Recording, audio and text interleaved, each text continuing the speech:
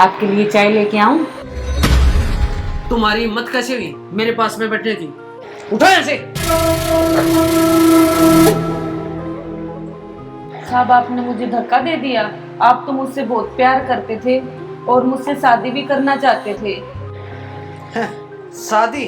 और वो भी तुझसे? अपनी औकात देखी है?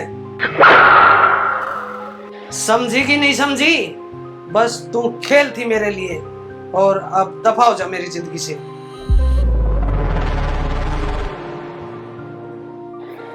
मेरे जैसे लोग प्यार नहीं करते, सिर्फ इस्तेमाल करते हैं, और तू तो उसके भी लायक नहीं है। थोड़ी बहुत भी शर्म बची है तो निकल जाओ मेरे घर से, या फिर दोबारा से बेडरूम में चलकर मजे करें।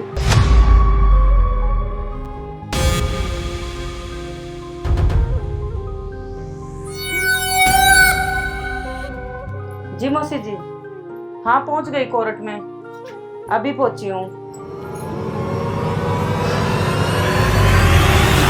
ए बच्चे, ये क्या कर रहे हो तुम? मौसी जी, मैं आपसे बाद में बात करती हूँ। भाई साहब, आप मेरी बच्ची को ऐसे क्यों डांट रहे हो? आपको दिखाई नहीं दे रहा? मेरे सर की गाड़ी वो स्क्रैच लगा दी। हाँ तो क्या हुआ भैया, मैं इसकी भरपाई कर दूंगी। हाँ, भरपाई तो करनी पड़ेगी। किस चीज की भरपाई करवा रहे हो? सर, गाड़ी का स्क्रैच मार दी इसकी बच्ची ने। मैं देखता हूँ, जाओ तुम चैम्बर से फाइल लेकर आओ। ठीक है सर। लो साहब, पैसे तो मेरे पास है नहीं, आप इससे करवा लो अपनी भरपाई। ये तो छोटी सी खरोच है, कोई बात नहीं, इसको मैं करवा लूंगा ठीक। और वैसे भी छोटा बच्चा जानबूझकर तो ऐसा करेगा नहीं।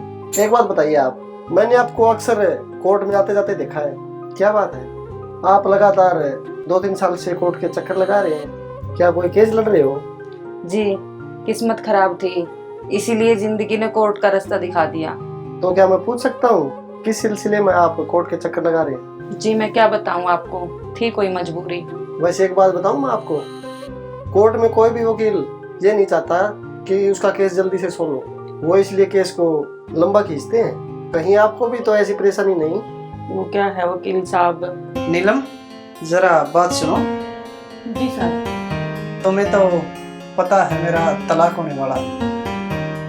जी साहब। एक बात कभी सोची है, मैं तुम्हारी मैम साहब को तलाक क्यों दे रहा हूँ? लेकिन क्यों साहब? क्योंकि मैं मन ही मन तुमसे बहुत दिनों से प्रेम करता हूँ। सच में साहब, आप मुझे इतना पसंद करते हो? हाँ, तुम्हारे बिना मैं अधूरा हूँ। आओ बेडरूम में चलते हैं। बेडरूम में साहब? बेडरूम में किस लिए? अपने प्यार को अंजाम तक पहुँचाएंगे।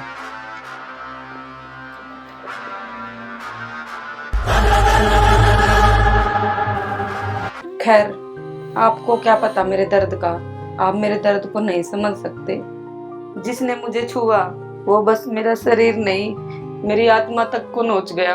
आप नहीं जानते कि कैसी लगती है वो रातें जब नींद नहीं सिसकियां आती है, जब आईना भी मुझे देखकर शर्मिंदा हो जाता है।